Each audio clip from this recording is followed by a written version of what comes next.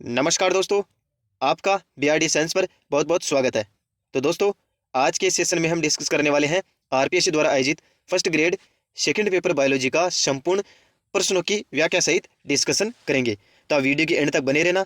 यदि आप BRD science पर पहली बार विजिट कर रहे हैं तो चैनल को सब्सक्राइब जरूर कर लें और बेल आइकन को जरूर प्रेस कर लें ताकि नई वीडियो की नोटिफिकेशन, नई क्लास की नोटिफिकेशन आप तक सबसे पहले पहुँच जाए। तो चलिए दोस्तों, करते हैं स्टार्ट नया सेशन। दोस्तों, वीडियो अच्छा लगे तो लाइक शेयर एंड सब्सक्राइब जरूर करना। तो देखते हैं, पहला प्रश्न है, ऊपरी अधिचरम में मोटर कोशिकाएं यानी प्रेरक कोशिकाएं पाई जाती है। नीरियम की पत्ती में, प्रणाब स्तंभ में, प्रणाब पर्व में या मक्का की पत्ती में। तो दोस्तों, इसका राइट आंसर हो जाएगा ऊपरी अधिचरम में मोटर कोशिकाएं पाई जाती है किसमें दोस्तों? मक्का की पत्ती में। ओके दोस्तों, ध्यान रखना, राइट आंसर 4 हो जाएगा इसका। देखते हैं नेक्स्ट क्वेश्चन। फाइलेरियसिस का कारक जीव है विचेरिया ब्रैंकोफाइटा, एस्केरियासिस, ट्राइचिनेला स्पाइरलिस, ट्राइक्यूरिस, ट्राइक्यूरा। तो दोस्तों, फाइलेरियसिस यानी कि हाथीपाँव रोग का रोग कारक होता है वुचेरिया ब्रैंकोफाइटा। एस्केरिस होता है एस्केरियसिस रोग का। ओके दोस्तों, ध्यान रखना दोनों को। इसका राइट आंसर हो जाएगा वुचेरिया ब्रैंकोफाइटा। ओके दोस्तों, बढ़ते हैं नेक्स्ट क्वेश्चन की ओर। उस तकनीक का नाम बताइए जिसका उपयोग टमाटर की शेल्फ आयु को बढ़ाने के लिए किया जाता है। एंटीसेंस तकनीक, रोबोट्सोनियन ट्रांसफर, एक्स वीवो जीन स्थानांतरण या आणविक खेती। तो दोस्तों, इसका राइट आंसर हो जाएगा एंटीसेंस तकनीक। ओके दोस्तों, देखते हैं नेक्स्ट क्वेश्चन। मानव भ्रूण के फेफड़ों में फाइब्रोब्लास्ट से प्राप्त कोशिका लाइन है LHELA, MRC5 या WISH। तो दोस्तों, इसका राइट आंसर क्या होगा? MRC5, थर्ड इसका राइट आंसर हो जाएगा। देखते हैं नेक्स्ट क्वेश्चन। कुल वैश्विक कार्बन का लगभग 70% निम्नलिखित में से एक में पाया जाता है। पहला ऑप्शन है महासागर, जंगल, घास स्थल, कृषि पारिस्थितिकी तंत्र। तो दोस्तों, इसका राइट आंसर हो जाएगा महासागर। केवल महासागर से लगभग 70% कार्बन पाया जाता है। तो दोस्तों, इसका राइट आंसर होगा महासागर। ओके दोस्तों, इसका राइट आंसर क्या होगा दोस्तों? महासागर। बढ़ते हैं नेक्स्ट क्वेश्चन की ओर। ग्लाइकोलाइसिस का अंतिम उत्पाद क्या है? Succinic acid, oxalic acid, pyruvic अम्ल या सिट्रिक अम्ल। तो दोस्तों, इसका राइट आंसर होगा पायरुविक अम्ल। ग्लाइकोलाइसिस से 4 एटीपी का उत्पादन होता है जिसमें से 2 एटीपी इसकी प्रक्रिया में खर्च हो जाती है। ध्यान रखना, कुल नेट एटीपी 2 एटीपी का निर्माण होता है। तो इसका राइट आंसर हो जाएगा दोस्तों पायरुविक एसिड। ओके दोस्तों, देखते हैं नेक्स्ट। वर्ग को या टेक्सा की वर्गीकृत व्यवस्था कहलाती है। वर्ग की कुंजी, वंशावली या पदानुक्रम। तो दोस्तों, इसे बोला जाता है पदानुक्रम। क्या बोला जाता है? राइट आंसर हो जाएगा फोर्थ, पदानुक्रम बोला जाता है। इसके क्रम को आप इंपॉर्टेंट करना, ध्यान रखना, बता रहा हूं मैं आपको। सबसे पहला हो जाएगा जाति, वंश, कुल, गण, वर्ग, संघ और जगत। इन सातों को आप क्रम से ध्यान रखना, एग्जाम में पूछे जाते हैं और पूछे जाने की पूरी संभावना है। तो आप ध्यान रखना, फिर से बोल रहा हूँ, जाति, वंश, कुल, गण, वर्ग, संघ और जगत। ओके दोस्तों, बढ़ते हैं 8 नंबर क्वेश्चन की ओर। एक जीवाणु अन्य जीवों द्वारा संश्लेषित कार्बनिक अणुओं पर निर्भर रहता है, कार्बनिक अणुओं पर जीवित रहता है। ये इन अणुओं पर कार्बन एवं ऊर्जा दोनों के स्रोत के लिए निर्भर होता है। इस जीवाणु के लिए उपयुक्त पद है photoautotroph, chemoautotroph, photoheterotroph या कीमो हेट्रोट्रोफ्स। तो दोस्तों, इसके लिए उपयुक्त पद हो जाएगा फोटो हेट्रोट्रोफ, थर्ड इसका राइट आंसर हो जाएगा। ओके दोस्तों, फोटो हेट्रोट्रोफ। देखते हैं नेक्स्ट क्वेश्चन। यदि आप अपने नमूने की स्थलाकृति या 3D छवि प्राप्त करना चाहते हैं तो आप किस प्रकार की माइक्रोस्कोपी का उपयोग करेंगे? लाइट माइक्रोस्कोपी, प्रतिदीप्ति माइक्रोस्कोपी, स्कैनिंग इलेक्ट्रॉन माइक्रोस्कोपी या ट्रांसमिशन इलेक्ट्रॉन माइक्रोस्कोपी। तो दोस्तों, इसका राइट आंसर होगा स्कैनिंग इलेक्ट्रॉन माइक्रोस्कोपी। ओके दोस्तों, देखते हैं next question. Scanning electron microscopy किस कोशिकांग में डीएनए मौजूद नहीं होता है? माइटोकॉन्ड्रिया में, न्यूक्लियस में, गोल्जी उपकरण में या क्लोरोप्लास्ट में? तो दोस्तों, गोल्जी उपकरण में डीएनए नहीं पाया जाता है, जबकि माइटोकॉन्ड्रिया और क्लोरोप्लास्ट में डीएनए पाया जाता है। खुद का डीएनए होता है, खुद का राइबोसोम होता है, इसलिए इन दोनों को अर्धस्वैत कोशिकांग भी कहा जाता है। न्यूक्लियस या केंद्रक में डीएनए मौजूद होता ही है दोस्तों। तो इसका राइट आंसर होगा गोल्जी उपकरण में केंद्रक नहीं पाया जाता, यानी कि सॉरी, डीएनए नहीं पाया जाता है। देखते हैं 11 नंबर क्वेश्चन। सहजीवी नाइट्रोजन स्थिरीकरण में 1 मोल नाइट्रोजन को स्थिर करने के लिए कितने मोल एटीपी की आवश्यकता होती है? 12, 20, 6 या 16? तो दोस्तों, इसका राइट आंसर हो जाएगा 16 एटीपी की आवश्यकता होती है। ऑप्शन 4 इसका राइट आंसर है। देखते हैं नेक्स्ट। निम्नलिखित में से किस प्रकार को परागणक की आवश्यकता होती है, लेकिन परिणाम आनुवंशिक रूप से ऑटोगेमी के समान होते हैं।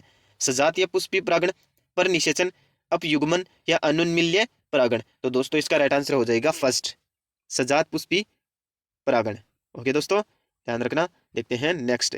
चाय में रेड रस्ट होता है लाल शैवाल द्वारा, हरे शैवाल द्वारा, भूरे शैवाल द्वारा या कवक द्वारा। तो दोस्तों चाय में रेड रस्ट डिजीज या रेड रस्ट रोग होता है हरे शैवाल के द्वारा। ध्यान रखना दोस्तों, कंफ्यूज नहीं होना। ग्रीन एल्गी के द्वारा, हरे शैवाल के द्वारा चाय में रेड रस्ट रोग होता है। ओके, देखते हैं नेक्स्ट। रक्तवाहिनियों में पाई जाने वाली उपकला है घनाकार उपकला, स्तंभाकार उपकला, शल्की उपकला या पक्षमाभी उपकला। तो दोस्तों इसका राइट आंसर हो जाएगा थर्ड, शल्की उपकला रक्तवाहिनियों में पाई जाती है। ओके दोस्तों, पादप और जंतु तक और कंकाल तंत्र से संबंधित मैंने महत्वपूर्ण प्रश्नोत्तरी करा रखी है। पिछली भर्ती परीक्षाओं में पूछे गए प्रश्न और जितने भी इंपॉर्टेंट प्रश्न बनते हैं उनको ही टॉपिक वाइज मेरे चैनल पर मैंने करवा रखा है, तो आप वहां से देखना, सारे इंपॉर्टेंट प्रश्न है दोस्तों। बढ़ते हैं नेक्स्ट क्वेश्चन की ओर। जब कोई प्राणी अन्य संबंधित प्राणी में प्रजनन को बढ़ावा देने के लिए अपने स्वयं के प्रजनन विशेषाधिकारों का त्याग करता है तो इसे कहा जाता है विनियमीकरण, सुसामाजिकता, सहकारी समूह या स्वार्थीपना। तो दोस्तों इसे कहा जाता है सुसामाजिकता।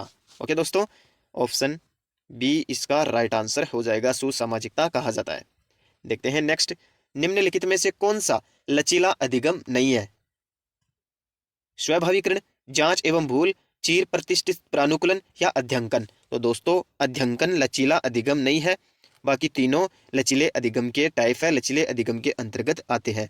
स्वाभाविकरण, जांच एवं भूल, चीर प्रतिष्ठित प्रानुकूलन, ये तीनों लचीले अधिगम के अंतर्गत आते हैं, जबकि अध्यंकन लचीला अधिगम नहीं है। ध्यान रखना। देखते हैं नेक्स्ट। युक्त कोशी एवं दललग्न पुंकेसर पाए जाते हैं पोएसी में, एपीएससी में, लिलिएसी में, एस्टेरेसी में। तो दोस्तों इसका राइट आंसर हो जाएगा एस्टेरेसी, ऑप्शन 4 इसका राइट आंसर है। एस्टेरेसी में युक्त कोशी और दल लग्न पुंकेसर पाए जाते हैं। देखते हैं नेक्स्ट। निम्नलिखित में से किस कुल में लोडिक्यूल पाए जाते हैं? पोएसी में, रेननकुलेसी में, एस्केलेडिपियसी में या एस्टेरेसी में। तो दोस्तों पोएसी कुल में लोडिक्यूल्स पाए जाते हैं। ध्यान रखना, किसमें? पोएसी कुल में लोडिक्यूल्स पाए जाते हैं। देखते हैं नेक्स्ट क्वेश्चन। निम्नलिखित में से किस मछली में पृष्ठीय पंख चूसक में रूपांतरित होते हैं? टोरपीडो में, समुद्री घोड़ा में, एकाइनस में या एक्जोसिटस में। तो दोस्तों एकाइनस या इकेनस मछली में पृष्ठीय पंख चूसक में रूपांतरित हो जाते हैं। ध्यान रखना दोस्तों। देखते हैं नेक्स्ट प्रश्न की ओर। प्रोक्सीमेट तथा अल्टीमेट दो प्रकार है, व्यवहार को समझने के, अधिगम के, सहज मोचन प्रणाली के या रिलीजर के। तो दोस्तों व्यवहार को समझने के दो टाइप होते हैं, प्रोक्सीमेट और अल्टीमेट। ओके दोस्तों, ऑप्शन ए इसका राइट आंसर हो जाएगा। व्यवहार को समझने के टाइप हो जाएंगे प्रोक्सीमेट और अल्टीमेट। बढ़ते हैं 21 नंबर क्वेश्चन की ओर। डीएनए को काटने वाले एंजाइम कहलाते हैं लाइगेज, रेस्ट्रिक्शन एंडोन्यूक्लियेज, पॉलीमरेज या आइसोमरेज। तो दोस्तों रेस्ट्रिक्शन एंडोन्यूक्लियेज एंजाइम को आणविक कैंची कहा जाता है, जो कि डीएनए को काटने के लिए उपयुक्त या प्रयोग में लिए जाते हैं। कौन से हो जाएंगे दोस्तों? रेस्ट्रिक्शन एंडोन्यूक्लियेज। ध्यान रखना, आणविक कैंची कहा जाता है जिसे। बढ़ते हैं नेक्स्ट क्वेश्चन की ओर। शिक्षा क्षेत्र में प्रणाली उपागम के अंतर्गत अनुदेशनात्मक प्रणाली में अदा पक्ष में कौन सा तत्व सम्मिलित है? शिक्षण व्यू रचनाएं, पाठ्य वस्तु, मूल्यांकन, शिक्षण सहायक सामग्री। तो दोस्तों इसका राइट आंसर हो जाएगा पाठ्य वस्तु। ओके दोस्तों, ध्यान रखना। देखते हैं नेक्स्ट। निम्नलिखित में से कौन सा कथन गलत है? इन चारों में से 3 कथन सत्य है दोस्तों, इन्हें याद रख लेना, और एक कथन गलत है जो कि हमें छांटना है। कोरलोइड जड़ में शैवाल क्षेत्र होता है। दोस्तों ये कथन सत्य है। कोरलोइड जड़ में कोर्टेक्स विभेदित नहीं होता है। नहीं दोस्तों, कोरलोइड जड़ में कोर्टेक्स विभेदित होता है, ये कथन इसका गलत है दोस्तों। कोरलोइड जड़ में कम या कोई द्वितीयक वृद्धि नहीं पाई जाती, ये कथन सत्य है। कोरलोइड जड़ साइकस में पाई जाती है, वेरी इंपॉर्टेंट है दोस्तों, साइकस में कोरलोइड जड़ पाई जाती है, ये भी कथन सत्य है। तो इसका राइट आंसर हो जाएगा सेकंड, कोरलोइड जड़ में कोर्टेक्स विभेदित होता है, जबकि इसमें नहीं दे रखा है। ओके दोस्तों, देखते हैं नेक्स्ट। चिकनी पेशियों के पेशी तंतु होते हैं रेखी तथा ऐच्छिक, अरेखी तथा अनैच्छिक, अरेखी तथा ऐच्छिक, रेखी तथा अनैच्छिक। तो दोस्तों इसका राइट आंसर हो जाएगा चिकनी पेशियों के पेशी तंतु होते हैं अरेखित और अनैच्छिक। ओके दोस्तों, ध्यान रखना, अरेखित और अनैच्छिक होती है। बढ़ते हैं नेक्स्ट क्वेश्चन की ओर। फ्लोएम उत्तक का कौन सा अवयव मृत कोशिकाओं द्वारा निर्मित होता है? चालनी ट्यूब अवयव, सह कोशिकाएं, फ्लोएम पेरेन्काइमा या फ्लोएम फाइबर। तो दोस्तों इसका राइट आंसर हो जाएगा phloem fibre. Phloem fibre phloem उत्तक का ऐसा अवयव है जो कि मृत कोशिकाओं द्वारा निर्मित होता है। ओके दोस्तों, देखते हैं नेक्स्ट। संचरण इलेक्ट्रॉन सूक्ष्मदर्शी में प्रकीर्णन की डिग्री क्या कार्य करती है? प्रयुक्त इलेक्ट्रॉन बीम की तरंगदैर्घ्य का, केवल इलेक्ट्रॉन पथ में स्थित परमाणु की संख्या का, केवल इलेक्ट्रॉन पथ में स्थित परमाणु के द्रव्यमान का, या केवल इलेक्ट्रॉन पथ में स्थित परमाणु की संख्या व द्रव्यमान दोनों का? तो दोस्तों ऑप्शन 4 इसका राइट आंसर हो जाएगा। इलेक्ट्रॉन पथ में स्थित परमाणुओं की संख्या व द्रव्यमान का कार्य करती है। ओके दोस्तों, देखते हैं नेक्स्ट। 1987 में मॉन्ट्रियल प्रोटोकॉल पर हस्ताक्षर किए गए थे। वनों की कटाई को रोकने के लिए, ओजोन क्षयकारी पदार्थों के उत्सर्जन को नियंत्रित करने के लिए, ग्रीन हाउस गैसों को नियंत्रित करने के लिए, या रेडियोधर्मी परमाणु कचरे के खतरों को रोकने के लिए? तो दोस्तों मॉन्ट्रियल प्रोटोकॉल पर हस्ताक्षर किए गए थे ओजोन क्षयकारी पदार्थों के उत्सर्जन को नियंत्रित करने के लिए। ओके दोस्तों, ऑप्शन 2 इसका राइट आंसर हो जाएगा। ओजोन क्षयकारी पदार्थों के उत्सर्जन को नियंत्रित करने के लिए 1987 में मॉन्ट्रियल प्रोटोकॉल। ओके, देखते हैं नेक्स्ट। निम्नलिखित को सुमेलित कीजिए और एफिनिटी क्रोमेटोग्राफी के संदर्भ में सही विकल्प का चयन कीजिए।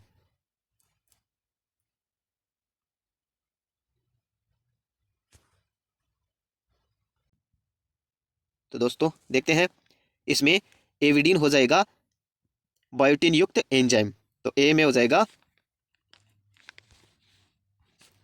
सेकंड, ध्यान रखना दोस्तों। प्रोटीन ए और जी, बी में हो जाएगा फोर्थ इम्यूनोग्लोबिन, और सी में हो जाएगा फर्स्ट, यानी कि हिपेरिन एक स्कंदन कारक है, ध्यान रखना।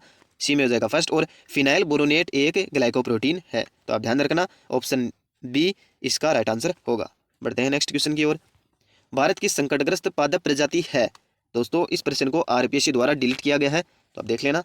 बढ़ते हैं नेक्स्ट क्वेश्चन की ओर। निम्नलिखित में से कौन सी संरचना चूजे की अतिरिक्त भ्रूणीय झिल्ली नहीं है? पित्तक कोष, प्लेसेंटा, एलेंटोइस, एमनियोन? तो दोस्तों प्लेसेंटा के अलावा पित्तक कोष, एलेंटोइस, एमनियोन ये तीनों अतिरिक्त भ्रूणीय झिल्ली होती है, तो इसका राइट आंसर होगा प्लेसेंटा। बढ़ते हैं 31 क्वेश्चन की ओर। द्विगुणित जीव में क्रॉसिंग ओवर किसके लिए जिम्मेदार होता है? सहलग्नता के लिए, प्रभाविता के लिए, पुनर्संयोजन के लिए, या सह प्रभाविता के लिए? तो दोस्तों इसका राइट आंसर हो जाएगा पुनर्संयोजन के लिए क्रॉसिंग ओवर जिम्मेदार होता है, ध्यान रखना। बढ़ते हैं नेक्स्ट प्रश्न की ओर। वही कॉलम 1 को कॉलम 2 से मिलान करना है दोस्तों, तो ध्यान रखना आप। तो दोस्तों इसमें हो जाएगा मूंगफली का वैज्ञानिक नाम पूछा है, तो मूंगफली का वैज्ञानिक नाम होता है दोस्तों एरेकिस हाइपोजिया। तो दोस्तों ए में एस, दो जगह दोस्तों, फोर्थ में भी है और सेकंड में भी है। और मेथी का हम देखें तो मेथी का हो जाएगा ट्राइगोनेला फोइनम ग्रेइकम। तो दोस्तों बी में पी हो जाएगा दोस्तों, ऑप्शन बी इसका राइट आंसर होगा, क्योंकि बी में पी कहीं और दिया हुआ नहीं है। तो देखते हैं नेक्स्ट। जीरा का हो जाएगा क्यूमिनम साइमिनम। ओके दोस्तों, जीरा का होता है क्यूमिनम साइमिनम, सी में क्यू हो जाएगा, और डी का हो जाएगा आर। कपास का होता है दोस्तों गोसिपियम हर्बेसियम। ओके, ऑप्शन बी इसका राइट आंसर है। बढ़ते हैं नेक्स्ट क्वेश्चन की ओर। कैडहेरिन होते हैं आईजी सुपर फैमिली केम, कैल्शियम डिपेंडेंट ग्लाइकोप्रोटीन, न्यूरल कोशिका या कोशिका आसंजन अणु, या सोडियम डिपेंडेंट ग्लाइकोप्रोटीन? तो दोस्तों कैल्शियम डिपेंडेंट ग्लाइकोप्रोटीन होती है कैडहेरिन। ओके दोस्तों, ध्यान रखना क्या होती है, कैडहेरिन होती है कैल्शियम डिपेंडेंट ग्लाइकोप्रोटीन। बढ़ते हैं नेक्स्ट क्वेश्चन की ओर। पुष्पीय पौधों में कार्यात्मक मेगास्पोर विकसित होता है भ्रूणपोष में, बीजांड में, भ्रूणकोश में, या भ्रूण में? तो दोस्तों भ्रूणकोश में कार्यात्मक मेगास्पोर विकसित होता है भ्रूणकोश में, ध्यान रखना इसका राइट आंसर हो जाएगा भ्रूणकोश में। पढ़ते हैं नेक्स्ट क्वेश्चन की ओर। डीएनए अनुक्रम ATTACC को देखते हुए शोधकर्ताओं द्वारा इसके प्रतिलेखित उत्पाद के विरुद्ध एक एंटीसेंस अणु के रूप में किस अनुक्रम का उपयोग किया गया? तो दोस्तों इसका राइट आंसर हो जाएगा फर्स्ट, AUUAAGGC। ओके दोस्तों, फर्स्ट इसका राइट आंसर है। देखते हैं नेक्स्ट। निम्नलिखित में से कौन सा सल्फर डाइऑक्साइड प्रदूषण का एक उपयोगी जैव संकेतक है? ब्रायोफाइट्स, लाइकेन, शैवाल प्रस्फुटन, या सूडोमोनास? तो दोस्तों वेरी इंपॉर्टेंट करना, कई बार ये प्रश्न पूछा गया है, आगे भी पूछे जाने की पूरी संभावना है, तो आप ध्यान रखना लाइकेन इसका राइट आंसर हो जाएगा। बढ़ते हैं नेक्स्ट। कुल वैश्विक कार्बन में से कितना वातावरण में उपस्थित होता है? लगभग 10%, लगभग 5%, लगभग 1%, या लगभग 0.01%? तो दोस्तों लगभग 1% कार्बन वातावरण में उपस्थित होता है, लगभग 1%। बढ़ते हैं नेक्स्ट क्वेश्चन की ओर। कोशिका भित्ति की मध्य पटलिका बनी होती है सुबेरिन की, पेक्टिक पदार्थ की, सेलुलोज की, या लिग्निन की? तो दोस्तों कोशिका भित्ति की मध्य पटलिका बनी होती है पेक्टिक पदार्थ की। ओके, ध्यान रखना आप। निम्नलिखित में से कौन सा घटक संप्रेषण चक्र से संबंधित नहीं है? स्रोत, संदेश, संज्ञान या प्रतिपुष्टि? तो दोस्तों संप्रेषण चक्र से संबंधित घटक संज्ञान नहीं है। संज्ञान संप्रेषण चक्र से संबंधित घटक नहीं है, ध्यान रखना। देखते हैं नेक्स्ट, पेरिड्रम में सम्मिलित है। ये इंपॉर्टेंट क्वेश्चन है दोस्तों, कई बार पूछा गया एग्जाम में। पेरिड्रम में सम्मिलित होता है कोर्क कैम्बियम, सेकेंडरी कॉर्टेक्स और कोरक। ध्यान रखना, कोर कैम्बियम, सेकेंडरी कॉर्टेक्स और कोरक सम्मिलित होता है, तो आप ध्यान रखना। बढ़ते हैं नेक्स्ट क्वेश्चन की ओर। मानव नेत्र की शलाका कोशिकाओं में पाया जाने वाला प्रकाश संवेदी प्रोटीन कहलाता है? रोडोप्सिन, एक्टिन, मायोसिन या ट्रोपोनिन? तो दोस्तों सीधा सिंपल इसका राइट आंसर हो जाएगा रोडोप्सिन, ध्यान रखना। बढ़ते हैं नेक्स्ट क्वेश्चन की ओर। अध्यंकन के सिद्धांत का प्रतिपादन करने वाले वैज्ञानिक है? कोनराड लोरेंज, कार्ल वॉन फ्रीस, निको टिनब्रेगन, पाउलोव? तो दोस्तों कोनराड लोरेंज इसका राइट आंसर हो जाएगा। कोनराड लोरेंज ने अध्यंकन का सिद्धांत का प्रतिपादन किया था। देखते हैं नेक्स्ट, ओबेलिया का लार्वा है? पेरेनकाइमुला, प्लेनुला या स्कीफिस्टोमा या वेलिगर? तो दोस्तों प्लेनुला ओबेलिया का लार्वा होता है। प्लेनुला या प्लेनुला बोला जाता है जिसे, ओबेलिया का लार्वा होता है। देखते हैं नेक्स्ट, निम्नलिखित में से कौन सा शिक्षण प्रतिमान का तत्व नहीं है? केंद्र बिंदु, संरचना, सामाजिक प्रणाली या सृजना? तो दोस्तों शिक्षण प्रतिमान का तत्व नहीं है सृजना। सृजना शिक्षण प्रतिमान का तत्व नहीं है, जबकि केंद्र बिंदु, संरचना, सामाजिक प्रणाली ये तीनों शिक्षण प्रतिमान के तत्व है। बढ़ते हैं नेक्स्ट क्वेश्चन की ओर। निम्नलिखित में से कौन सा वृद्धि और विकास का सही सिद्धांत नहीं है? अभिवृद्धि एवं विकास वंशानुक्रम एवं वातावरण के गुणज है या प्रतिफल है? बिल्कुल सही कथन है दोस्तों, यह कथन दिया था वुडवर्थ ने। अभिवृद्धि एवं विकास वंशानुक्रम एवं वातावरण के गुणज या प्रतिफल है, यह कथन दिया था वुडवर्थ ने, ध्यान रखना। कथन के रूप में भी यह पूछा जाता है और पूछा गया एग्जाम में।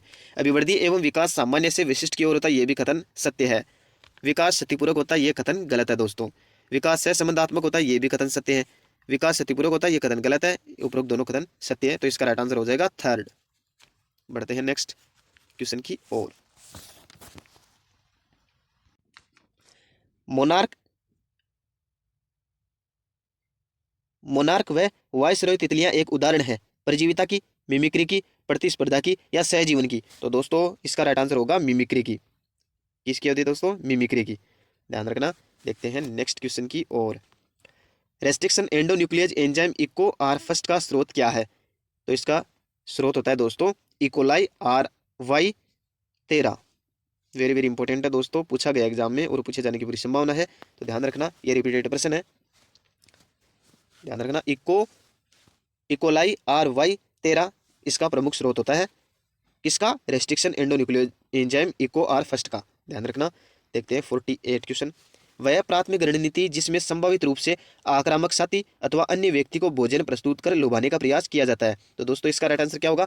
कोर्टशिप फीडिंग, पेरेंटल फीडिंग, सहभोजिता या पारस्परिक आश्रय? तो दोस्तों इसका राइट आंसर होगा कोर्टशिप फीडिंग। कोर्टशिप फीडिंग में ऐसा किया जाता है। बढ़ते हैं नेक्स्ट क्वेश्चन की ओर। डिम्बोत्सर्ग के पश्चात ग्राफियन पुटिका परिवर्तित हो जाती है? कार्पस अर्टेशिया में, कार्पस एल्बिकेंस में, कार्पस कैलोसम में या कार्पस ल्यूटियम में? तो दोस्तों कार्पस कैलोसम एक संरचना होती है जो मस्तिष्क में पाई जाती है, जबकि कार्पस ल्यूटियम डिम्बोत्सर्ग के बाद परिवर्तित ग्राफियन पुट्टिका होती है, जो कि एक अस्थायी रूप से अंतःस्रावी ग्रंथि का कार्य करती है और हार्मोनों का स्रावण करती रहती है। तो इसका राइट आंसर होगा फोर्थ, कार्पस ल्यूटियम। बढ़ते हैं नेक्स्ट क्वेश्चन की ओर। कॉल सैनिक के अनुसार किशोरावस्था का आयु का काल क्या होता है? 11 वर्ष से 13 वर्ष, 12 वर्ष से 15 वर्ष, 12 वर्ष से 14 वर्ष, 12 वर्ष से 18 वर्ष? तो दोस्तों इसका राइट आंसर होगा 12 वर्ष से 15 वर्ष। ओके दोस्तों, ध्यान रखना, 12 वर्ष से लेकर 15 वर्ष तक किशोरावस्था का काल माना है कॉल सैनिक ने। बढ़ते हैं नेक्स्ट क्वेश्चन की ओर। निम्नलिखित में से कौन सा चिंतन का प्रकार जीन पियाजे द्वारा प्रदत्त मूर्त संक्रियात्मक अवस्था से संबंधित है? अंतः प्रज्ञात्मक विचार, निगमनात्मक विचार, आगमनात्मक विचार या संवेदी गत्यात्मक विचार? तो दोस्तों इसका राइट आंसर होगा आगमनात्मक विचार। देखते हैं नेक्स्ट क्वेश्चन की ओर। एक मछुआरा, दोस्तों ये मैथमेटिकल क्वेश्चन है, इसका राइट आंसर होगा 52.5 और 2.5, ध्यान रखना। देखते हैं नेक्स्ट क्वेश्चन। लंघन इन्वेजन का सही क्रम चुने? प्रवास, एकत्रीकरण, आस्थापन? दोस्तों सीधा सिंपल इसका राइट आंसर क्या होगा? प्रवास, आस्थापन और एकत्रीकरण होगा। लंघन या इन्वेजन का सही क्रम पूछे तो बता दिया जाएगा प्रवास, आस्थापन और एकत्रीकरण। बढ़ते हैं नेक्स्ट क्वेश्चन की ओर। निम्नलिखित में से कौन सा कथन गलत है? हमें दोस्तों इन चारों में से किसी एक गलत कथन का चुनाव करना है, बाकी तीनों सत्य कथन है, उनको ध्यान रखना। याद रखना इंपॉर्टेंट है। कैरोलस लीनियस ने पुंकेसर की संख्या, आकार और संघ के आधार पर 24 वर्गों को मान्यता दी। यह कथन बिल्कुल सत्य है दोस्तों। स्पीसीज प्लांटेरम 1753 में प्रकाशित हुई थी। यह भी कथन सत्य है। एड, एडनसन को संख्यात्मक वर्गीकी का ग्रेट फादर कहा जाता है। ये भी सही है दोस्तों। सिस्टेमा नेचुरी जॉर्ज बेंथम द्वारा नहीं दोस्तों, कैरोलस लीनियस के द्वारा लिखी गई थी सिस्टेमा नेचुरी। ये कथन गलत है, तो इसका राइट आंसर हो जाएगा फोर्थ। सिस्टेमा नेचुरी किसके द्वारा लिखी गई थी? कैरोलस लीनियस के द्वारा। ओके दोस्तों, देखते हैं नेक्स्ट। निम्नलिखित में से कौन सा सुमेलित नहीं है? ह्यूमस गहरा सूक्ष्म विभाजित अनियमित रूपी कार्बनिक पदार्थ है। ये बिल्कुल सत्य है दोस्तों। डफ आंशिक रूप से विघटित कूड़ा होता है। ये भी सत्य है। पोडोसोल अत्यधिक उपजाऊ मिट्टी होती है। नहीं दोस्तों, पोडोसोल अत्यधिक उपजाऊ मिट्टी नहीं होती है। इसका राइट आंसर होगा थर्ड। ये कथन गलत है। मोर ह्यूमस कम पीएच, यानी ये 4 से कम पीएच पर बनती है दोस्तों मोर ह्यूमस, आप ध्यान रखना। देखते हैं नेक्स्ट क्वेश्चन। निम्नलिखित में से कौन से मनोवैज्ञानिक सांवेगिक बुद्धि संबंधी अनुसंधानों से जुड़े हुए नहीं है? IP Pavlov, Daniel Goleman, Mayer, Salovey. तो दोस्तों इसका राइट आंसर क्या होगा? आईपी पावलोव, क्योंकि पावलोव सांवेगिक बुद्धि से संबंधित नहीं है, जबकि गोलमैन, मेयर और शेलोवे सांवेगिक बुद्धि से संबंधित है। तो इसका राइट आंसर हो जाएगा आईपी पावलोव। बढ़ते हैं नेक्स्ट क्वेश्चन की ओर। गैस क्रोमेटोग्राफी में निम्नलिखित में से किसका उपयोग वाहक गैस के रूप में किया जाता है? कार्बन डाइऑक्साइड, ऑक्सीजन, हाइड्रोजन या मीथेन? तो दोस्तों हाइड्रोजन गैस का प्रयोग गैस क्रोमेटोग्राफी में एक वाहक गैस के रूप में किया जाता है। किसका? हाइड्रोजन गैस का। देखते हैं नेक्स्ट। शिक्षा मनोविज्ञान के पितामह कौन थे? John Dewey, E.L. Thorndike, Galton या एबिंगहॉस? तो दोस्तों शिक्षा मनोविज्ञान के पिता कहा जाता है E.L. थॉर्नडाइक को। इसका राइट आंसर हो जाएगा 2। ओके दोस्तों, थॉर्नडाइक को शिक्षा मनोविज्ञान के पिता कहा जाता है। धान अच्छी तरह से पनपता है जलोढ़ मृदा पर, पथरीली मृदा पर, मृत्तिका से मृत्तिका दोमट मृदा पर, बलुई मृदा पर? तो दोस्तों मृत्तिका से मृत्तिका दोमट मृदा पर धान अच्छी तरह से पनपता है। ध्यान रखना, ऑप्शन 3 इसका राइट आंसर हो जाएगा। बढ़ते हैं नेक्स्ट क्वेश्चन की ओर। निम्नलिखित में से कौन सा सजीवों के वर्गीकरण से संबंधित विज्ञान है? नाम पद्धति, वर्गीकी, कार्यकी या सस्य विज्ञान? तो दोस्तों वर्गीकी सजीवों के वर्गीकरण से संबंधित विज्ञान है। क्या है दोस्तों? वर्गीकी। ध्यान रखना। देखते हैं नेक्स्ट। वायु का अपवर्तनांक होता है 0.50, 2.00, 1.00 या 1.72? तो दोस्तों वायु का अपवर्तनांक होता है 1.00। ओके दोस्तों, ऑप्शन 3 इसका राइट आंसर हो जाएगा। बढ़ते हैं नेक्स्ट क्वेश्चन की ओर। ऑयल निमंजन लेंस के न्यूमेरिकल अपर्चर का मान यानी व्यवहार में कितना होता है? 0.15, 0.05, 1.4 या 12.0? तो दोस्तों इसका राइट आंसर होगा थर्ड, 1.4 इसका मान होता है। देखते हैं नेक्स्ट क्वेश्चन की ओर। एनिलिडा के लक्षणों का सही समुच्चय कौन सा है? तो दोस्तों सीधा सिंपल, एनिलिडा का 3 प्रमुख लक्षण होते हैं। कौन कौन से? एनिलिडा में द्विपार्श्व सममिति पाई जाती है, शिलोम उपस्थित होती है और खंडी भवन भी उपस्थित होता है। वेरी इंपॉर्टेंट है दोस्तों, ध्यान रखना। एनिलिडा के लक्षणों का सही समुच्चय हो जाएगा द्विपार्श्व सममिति, शिलोम उपस्थित और खंडी भवन भी उपस्थित। देखते हैं नेक्स्ट क्वेश्चन की ओर।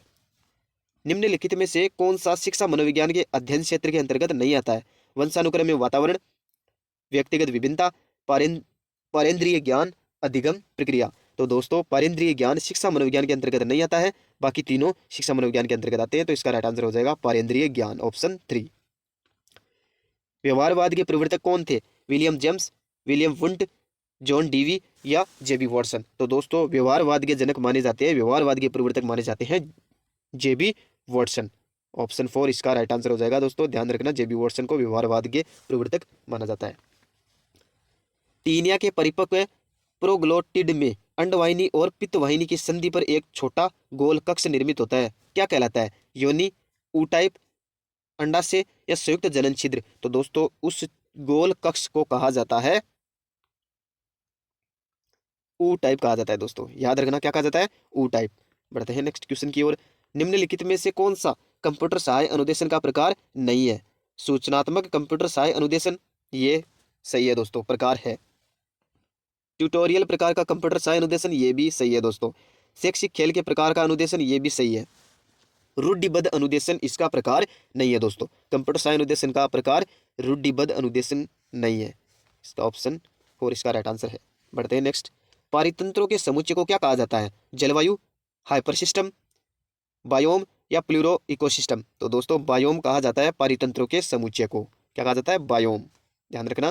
देखते हैं नेक्स्ट, निम्नलिखित में से कौन सी किशोर अवस्था के दौरान संवेगात्मक विकास की विशेषता नहीं है?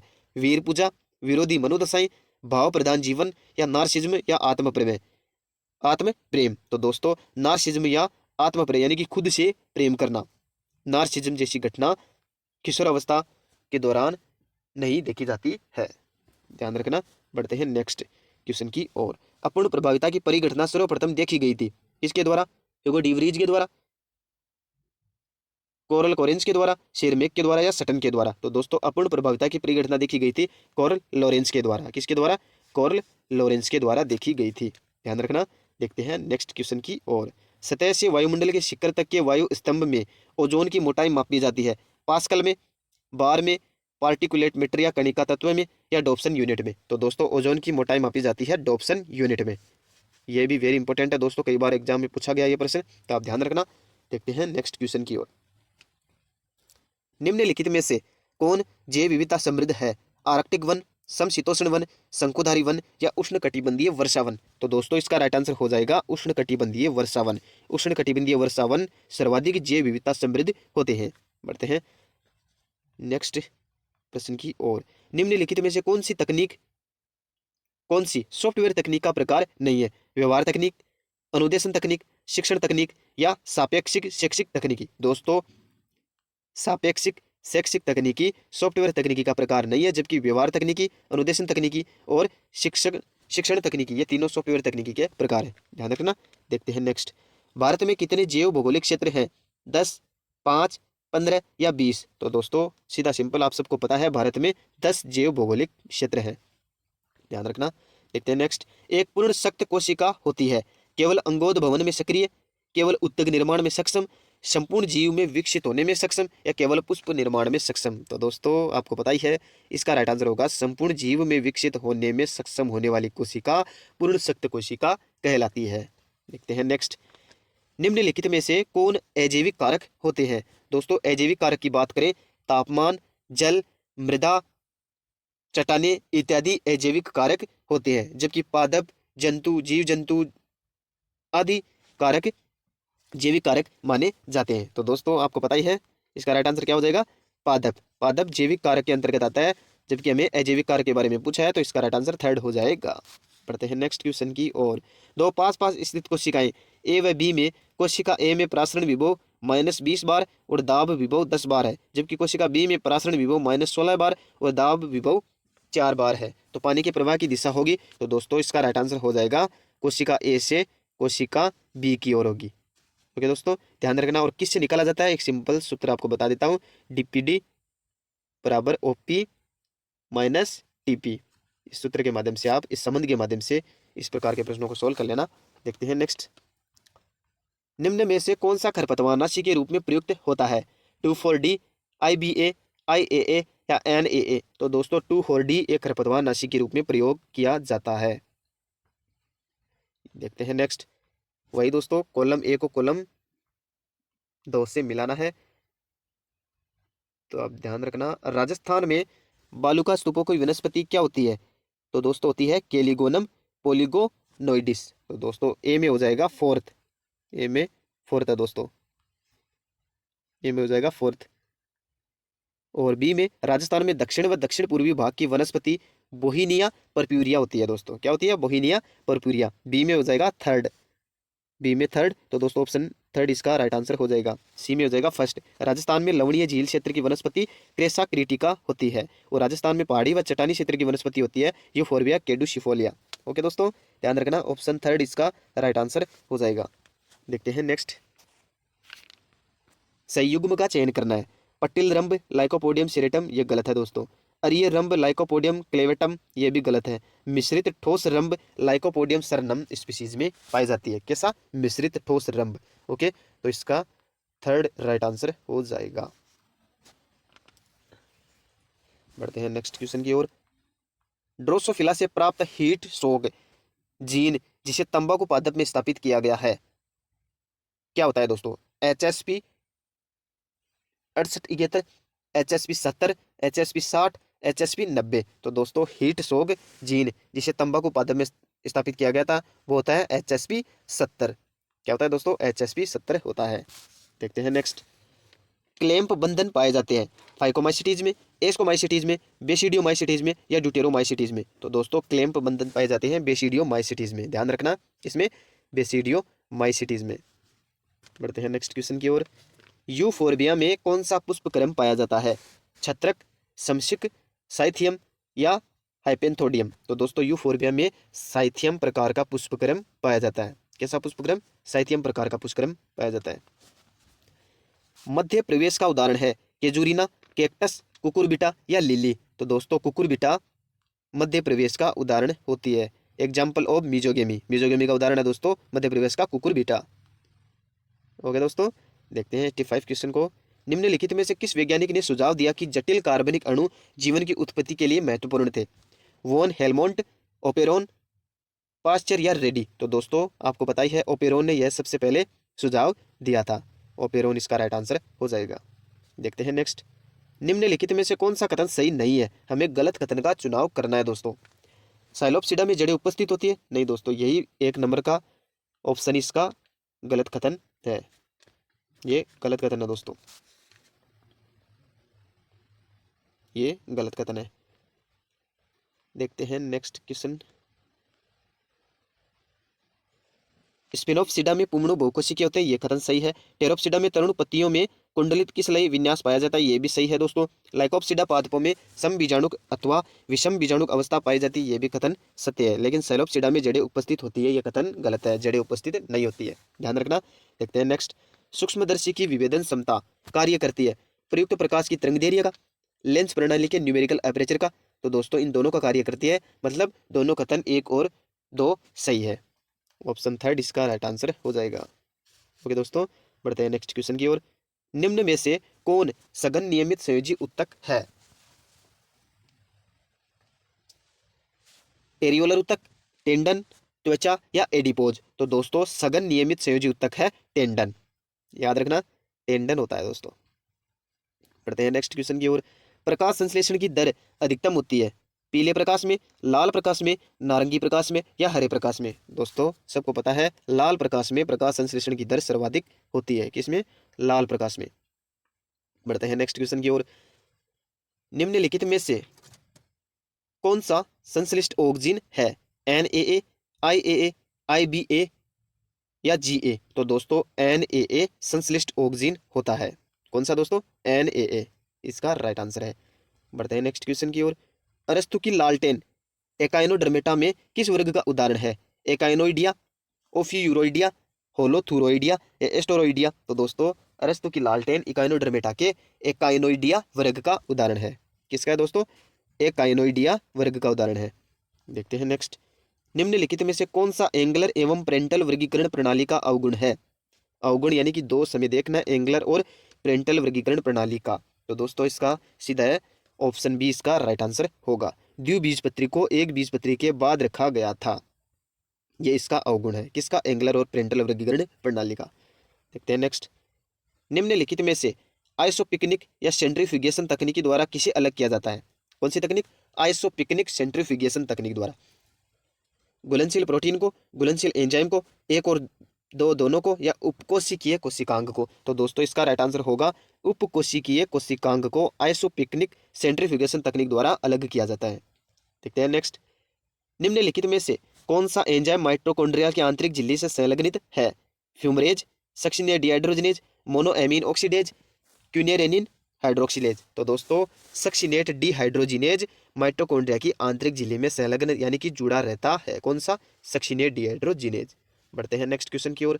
निम्नलिखित में से कौन सा मानसिक स्वास्थ्य विज्ञान का उद्देश्य नहीं है, बाकी तीनों उद्देश्य है जबकि एक को जिसे हमें छांटना है वो उद्देश्य नहीं है। अपनी अंतः शक्तियों का अनुभव करना, ये तो सही है दोस्तों।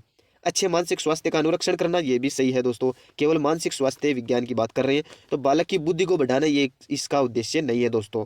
मानसिक स्वास्थ्य विज्ञान का उद्देश्य ये नहीं है। मानसिक बीमारियों की रोकथाम ये भी है, तो इसका ऑप्शन 3 इसका राइट आंसर हो जाएगा। बालक की बुद्धि को बढ़ाना इसका प्रमुख उद्देश्य नहीं माना जाता है, ध्यान रखना। देखते हैं नेक्स्ट क्वेश्चन।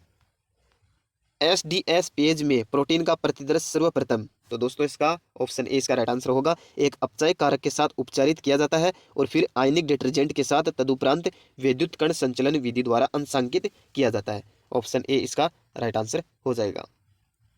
ओके दोस्तों, देखते हैं नेक्स्ट। जीन अन्योन्यकरण किसमें, सॉरी दोस्तों, जीन अन्योन्यकरण जिसमें एक जीन अयुग्म विकल्पी जीन का प्रभाव मास्क कर देती है कहलाती है?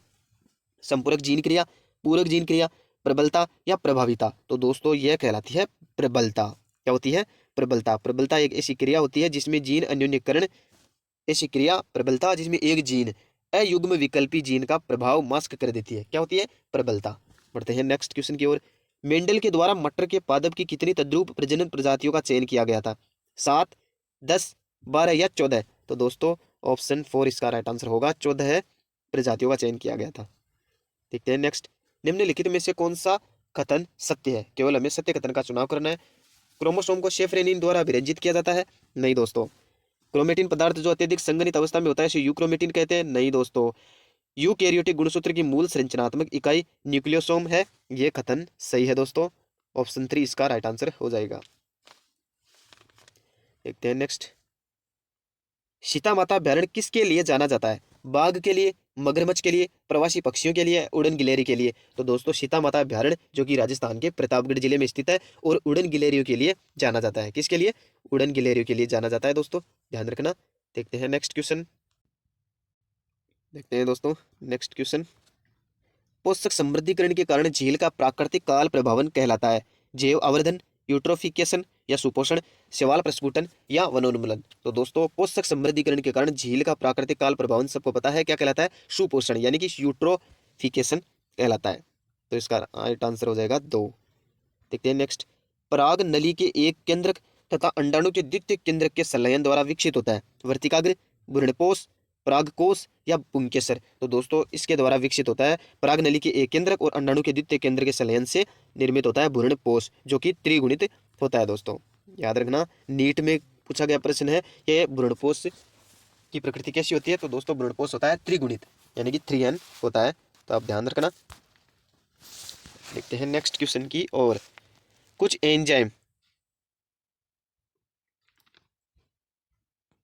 एंजाइम के प्रोटीन भाग से सहकारक बंधे होते हैं, यह प्रोटीन भाग कहलाता है? प्रोस्थेटिक समूह, सह एंजाइम, सहकारक या एपो एंजाइम? तो दोस्तों यह प्रोटीन भाग कहलाता है एपो एंजाइम, ध्यान रखना। एंजाइम से रिलेटेड मैंने महत्वपूर्ण प्रश्नोत्तरी करा रखी है, तो आप चैनल पर विजिट करना और वहां से जरूर देखना दोस्तों। इलेक्ट्रॉन माइक्रोस्कोपी के दौरान इस्तेमाल किए जाने वाले ग्लूटारेल्डिहाइड होता है धातु, बंधक या स्थिरक या डेवलपर या निर्जलीकरण एजेंट? तो दोस्तों इलेक्ट्रॉन माइक्रोस्कोपी के दौरान इस्तेमाल किया जाने वाला ग्लूटारेल्डिहाइड होता है बंधक या स्थिरक होता है। क्या होता है? बंधक या स्थिरक। देखते हैं नेक्स्ट। बीटी एंडोटॉक्सिन यानी क्राइफस्ट निम्न में से किसके खिलाफ सक्रिय होता है? लेप्टिडोप्टेरेंस या कोलियोप्टेरेंस, हेलिप्टेरेंस या हाइमेनोप्टेरेंस? तो दोस्तों लेप्टिडोप्टेरेंस के खिलाफ सक्रिय होता है, लेप्टिडोप्टेरेंस के खिलाफ। ऑप्शन ए इसका राइट आंसर हो जाएगा दोस्तों। देखते हैं नेक्स्ट। कपास के रेशे कपास के पौधे के किस भाग से प्राप्त किए जाते हैं? इंपॉर्टेंट प्रश्न है दोस्तों, रिपीट हो सकता है। जड़, तना, पत्तियां या बीज आवरण? तो दोस्तों बीज के आवरण से कपास के रेशे प्राप्त किए जाते हैं, बीज आवरण से।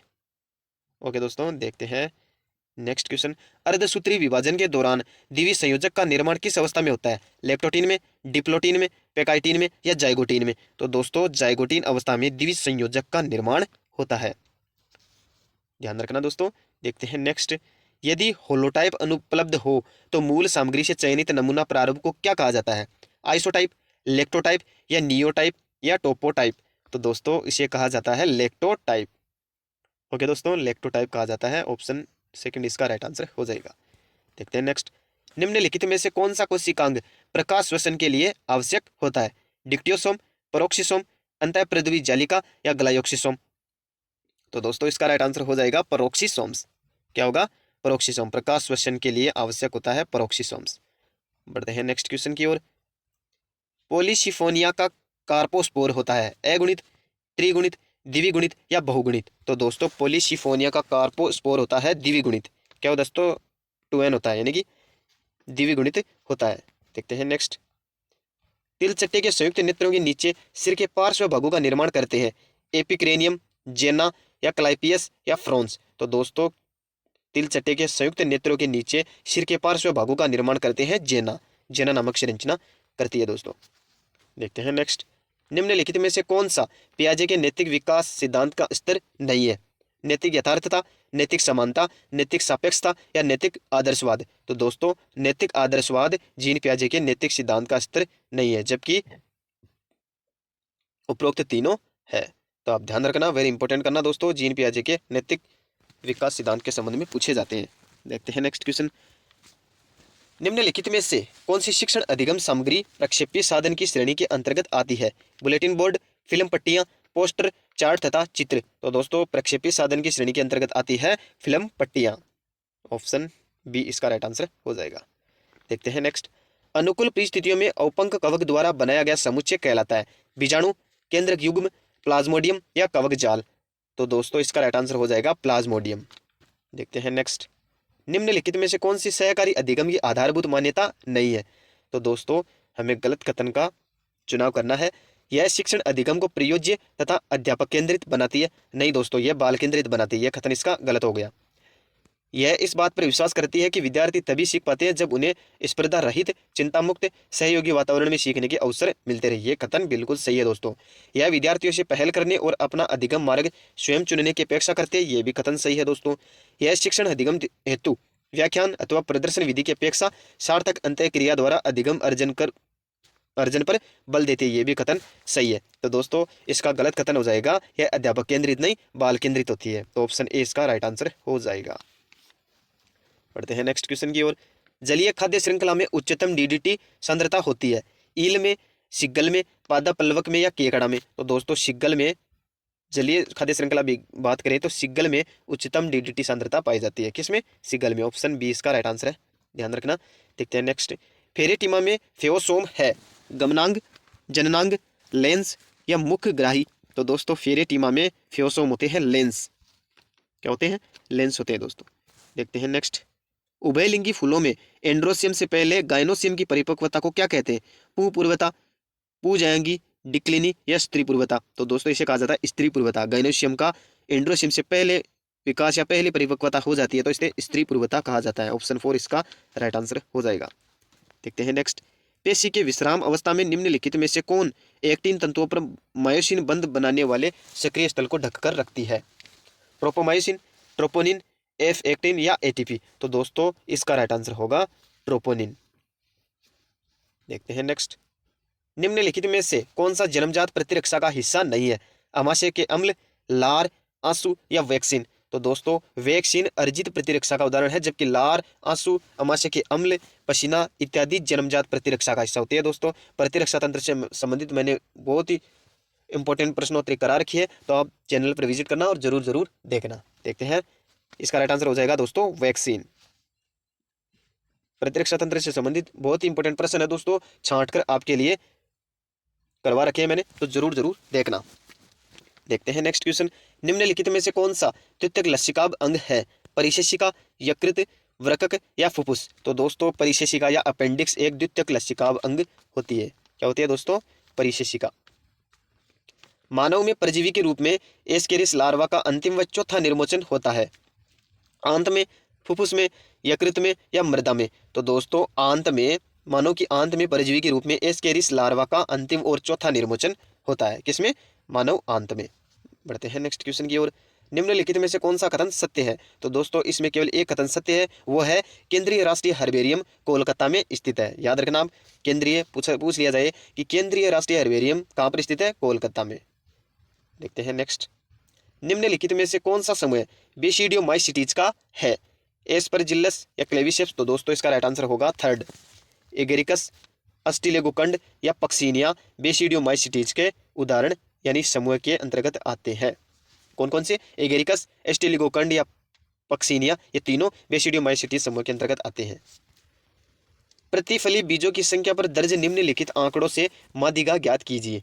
तो दोस्तों माध्यिका का सिंपल तरीका क्या होता है, इनको एक बढ़ती क्रम में लिख लीजिए और इनका जो मध्य का मान आता है ना वही इसकी माध्यिका हो जाएगी। तो दोस्तों 0, 5 पहले हो जाएगा 0, 5, पद में 11, 19, 21, 30, 36, नहीं दोस्तों 27 भी है। तो आप 20 का मध्यमान होगा इसका 27, यानी कि इसे पहले बढ़ते हुए क्रम में लिख लीजिए आप इन सभी संख्याओं को, और उसके बाद में जो मध्य की संख्या है या जो मध्य का मान है वही इसकी माध्यिका हो जाएगी। तो इसका राइट आंसर हो जाएगा 27। देखते हैं नेक्स्ट क्वेश्चन। चाय के पौधे की शीर्षस्थ कलिकाएं जो व्यापारिक रूप से सर्वाधिक मूल्यवान होती है, इन्हें क्या कहा जाता है? इन्हें कहा जाता है दोस्तों गोल्डन टिप्स। क्या कहा जाता है? गोल्डन टिप्स कहा जाता है। देखते हैं नेक्स्ट क्वेश्चन। किसी क्षेत्र की जलवायु को प्रभावित करने वाला सबसे महत्वपूर्ण कारक क्या है? वनस्पति, अक्षांश, देशांतर या पृथ्वी की सतह का अनावरण। तो दोस्तों किसी भी क्षेत्र की जलवायु को प्रभावित करने वाला सबसे महत्वपूर्ण कारक होता है उसका अक्षांश। ऑप्शन बी इसका राइट आंसर हो जाएगा, अक्षांश होता है दोस्तों। देखते हैं नेक्स्ट। मानव में अंडाशय से अंडाणु मुक्त होता है प्राथमिक डिंबाणु कोशिकावस्था में, डिंबाणु जन कोशिकावस्था में, या द्वितीयक डिंबाणु कोशिकावस्था में, या ग्राफियन पुटिका अवस्था में। तो दोस्तों वेरी इंपॉर्टेंट है, मानव में अंडाशय से अंडाणु मुक्त होता है द्वितीयक डिंबाणु कोशिका अवस्था में। किससे? द्वितीयक डिंबाणु कोशिका अवस्था में। बढ़ते हैं नेक्स्ट क्वेश्चन की ओर। गिम्बन्स, चिंपैंजी और गोरिल्ला को किस समूह में रखा जाता है? प्रोसिपियंस, प्रोसिमियंस, केटाराइन, एंथ्रोपोइडिस या प्लेटिराइना। तो दोस्तों एंथ्रोपोइडिस समूह में इन तीनों को रखा जाता है। तो इसका राइट आंसर हो जाएगा थर्ड, एंथ्रोपोइडिस को, एंथ्रोपोइडिस समूह में गिम्बन्स, चिंपैंजी और गोरिल्ला को रखा जाता है। देखते हैं नेक्स्ट। निम्नलिखित में से कौन सा घटक या कौन सी शब्दावली यानी कौन है जो चूजे में भ्रूणीय मूत्राशय के समान कार्य करता है?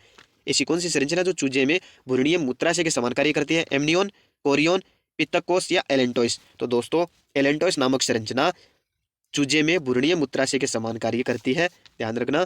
देखते हैं नेक्स्ट क्वेश्चन की ओर। स्तनियों की वे कोशिकाएं जो डेंटाइन का स्रावण करती है, डेंटोब्लास्ट, ओडोंटोब्लास्ट, ओस्टियोब्लास्ट या एमिलोब्लास्ट। तो दोस्तों डेंटाइन का स्रावण करती है ओडोंटोब्लास्ट कोशिकाएं। देखते हैं नेक्स्ट क्वेश्चन। मानव हृदय में त्रिवलनी कपाट उपस्थित होता है। तो दोस्तों त्रिवलनी कपाट पाया जाता है किस किस के मध्य पाया जाता है? दाएं आलिंद और दाएं नीले के मध्य त्रिवलनी कपाट पाए जाते हैं। वेरी इंपॉर्टेंट है, कई बार पूछा गया एग्जाम में, फर्स्ट ग्रेड में भी पूछा गया, देख लो, और रिपीट होने की पूरी संभावना है, फिर से देख लेना। देखते हैं नेक्स्ट। मानव की कौन सी झील में विश्व का एकमात्र तैरता हुआ राष्ट्रीय उद्यान है? तो दोस्तों इसका राइट आंसर होगा लोकटक झील, मणिपुर में, जो कि मणिपुर में स्थित है लोकटक झील, उसमें तैरता हुआ राष्ट्रीय उद्यान होता है दोस्तों, स्थित है दोस्तों। भारत के मणिपुर राज्य में एकमात्र एक ऐसी झील है जिसमें तैरता हुआ राष्ट्रीय उद्यान देखने को मिलता है।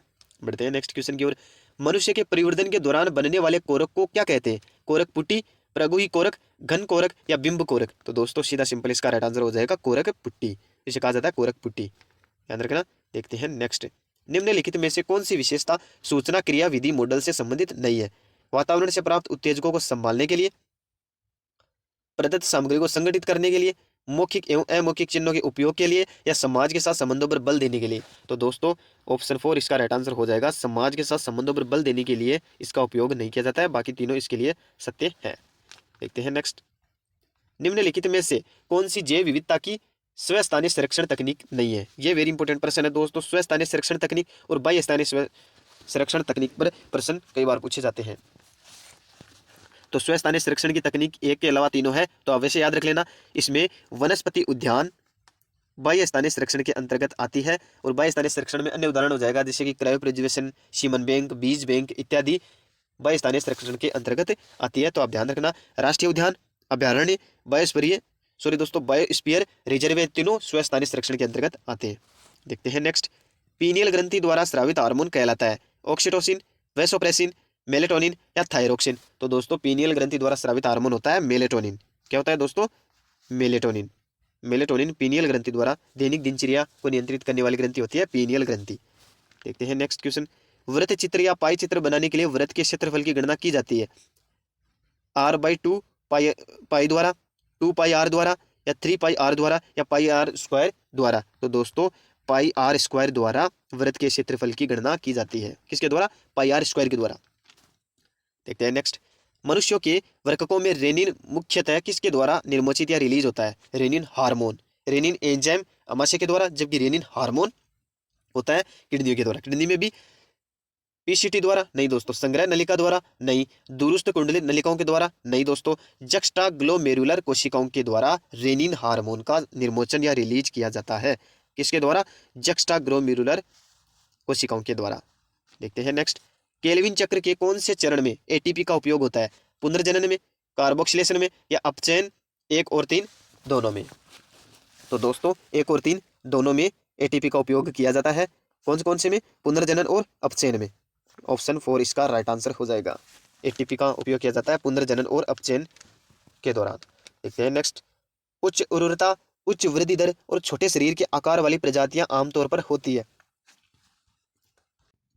लुप्त प्राय प्रजातियां, की स्टोन प्रजातियां, के चयनित प्रजातियां या आर चयनित प्रजातियां? तो दोस्तों इसका राइट आंसर होगा आर चयनित प्रजातियां उच्च उर्वरता, उच्च वृद्धि दर और छोटे शरीर के आकार वाली होती है। कौन सी? आर चयनित प्रजातियां। ध्यान रखना दोस्तों। देखते हैं नेक्स्ट, सामान्य श्वसन के दौरान निश्वसित या निश्वासित वायु आयतन कहलाता है। ज्वारीय आयतन, फुफ्फुसीय क्षमता, निश्वासन क्षमता या जैविक क्षमता? तो दोस्तों इसका राइट आंसर होगा ज्वारीय आयतन। ध्यान रखना। देखते हैं नेक्स्ट क्वेश्चन, बहुआदि दारुक संवहन पुल सामान्यतः पाए जाते हैं एक बीजपत्री जड़ में, द्विबीजपत्री जड़ में, एक बीजपत्री तने में या द्विबीजपत्री तने में? तो दोस्तों बहुआदिक दारू संवहन पुल पाए जाते हैं एक बीजपत्री जड़ में। ओके दोस्तों, ऑप्शन ए इसका राइट आंसर हो जाएगा। एक बीजपत्री जड़ में बहुआदि दारुक संवहन पुल पाए जाते हैं। देखते हैं नेक्स्ट, निम्नलिखित में से कौन सा हार्मोन प्लेसेंटा द्वारा स्रावित किया जाता है? ल्यूटिनाइजिंग हार्मोन, एस्ट्रोजन, टेस्टोस्टेरोन या ह्यूमन कोरियोनिक सोमेटोमेमोट्रोफिन हार्मोन?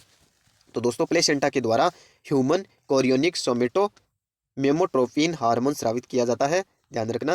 देखते हैं नेक्स्ट, निम्नलिखित में से कौन सा एक बीजांड का प्रतिनिधित्व करता है जहां भ्रूणकोश घोड़े की नाल के आकार की हो जाती है और फ्यूनिकल्स और माइक्रोपाइल एक दूसरे के करीब आ जाते हैं? तो दोस्तों ऐसा प्रकार होता है एम्फिट्रोपस। क्या होता है दोस्तों? एम्फिट्रोपस, जिसमें भ्रूणकोश घोड़े के नाल के आकार की हो जाती है। ओके दोस्तों, ऑप्शन ए इसका राइट आंसर होगा एम्फिट्रोपस, जिसमें भ्रूणकोश किसके आकार की हो जाती है? घोड़े के नाल के आकार की। देखते हैं नेक्स्ट, बहुलक क्या होता है? डाटा के मध्य का मान, डाटा सेट में सर्वाधिक बार उपस्थित चर का मान। यस दोस्तों, बहुलक क्या होता है? डाटा सेट के सर्वाधिक बार उपस्थित चर का मान होता है। देखते हैं नेक्स्ट, बारंबारता बंटन के आलेखीय निरूपण को क्या कहा जाता है? तना और पत्ती का प्लॉट, स्केटर आरेख, समय श्रृंखला प्लॉट या हिस्टोग्राम? तो दोस्तों इसका राइट आंसर हो जाएगा हिस्टोग्राम। हिस्टोग्राम को बारंबारता बंटन का आलेखीय निरूपण कहा जाता है। देखते हैं नेक्स्ट, ग्लिसन संपुट पाया जाता है वृक्क में, मस्तिष्क में या पित्ताशय में या यकृत में? तो दोस्तों ग्लिसन कैप्सूल पाए जाते हैं, ग्लिसन कैप्सूल पाए जाते हैं दोस्तों यकृत में। किसमें? यकृत में। ध्यान रखना। देखते हैं नेक्स्ट, निम्नलिखित में से कौन सा निर्मितवाद का प्रकार नहीं है? संज्ञानात्मक दोस्तों संज्ञानात्मक निर्मितवाद, पशु निर्मितवाद, सामाजिक निर्मितवाद, रेडिकल निर्मितवाद? तो दोस्तों पशु निर्मितवाद कोई प्रकार नहीं है। इसका राइट आंसर हो जाएगा पशु निर्मितवाद। जबकि संज्ञानात्मक निर्मितवाद, सामाजिक निर्मितवाद और रेडिकल निर्मितवाद तीनों ये निर्मितवाद के प्रकार है। देखते हैं लास्ट और अंतिम क्वेश्चन, निम्नलिखित में से कौन सी आशुबेल द्वारा प्रदत्त आधुनिक संज्ञानात्मक सिद्धांत के अंतर्गत आने वाले अधिगम सिद्धांत का प्रकार नहीं है? तो दोस्तों अवलोकनात्मक अधिगम, रटकर सीखना, अर्थपूर्ण सीखना, अभिग्रहण सीखना? तो दोस्तों इसका राइट आंसर हो जाएगा अवलोकनात्मक अधिगम। ये आशुबेल द्वारा प्रदत्त आधुनिक संज्ञानात्मक सिद्धांत के अंतर्गत नहीं आता है। आशुबेल ने 4 टाइप्स बताए दोस्तों अधिगम के। कौन कौन से? रटकर सीखना, अर्थपूर्ण सीखना, अन्वेषण द्वारा सीखना या अभिग्रहण द्वारा सीखना। जबकि अवलोकनात्मक अधिगम इसने नहीं बताया। तो आशुबेल के चारों अधिगम के प्रकार आपको ध्यान रखने हैं। आज के लिए इतना ही दोस्तों, मिलते हैं नेक्स्ट वीडियो में एक और नए विशेष महत्वपूर्ण वीडियो के साथ। आज के लिए इतना ही। वीडियो कैसा लगा कमेंट सेक्शन में जरूर बताना और भी साइंस से रिलेटेड टॉपिक वाइज महत्वपूर्ण प्रश्नों के लिए BRD साइंस पर विजिट जरूर करना और अपने दोस्तों के साथ इसे ज़्यादा से ज़्यादा शेयर करना। ओके दोस्तों, आज के लिए इतना ही। मिलते हैं नेक्स्ट वीडियो में नेक्स्ट क्लास के साथ। धन्यवाद। जय हिंद, जय भारत।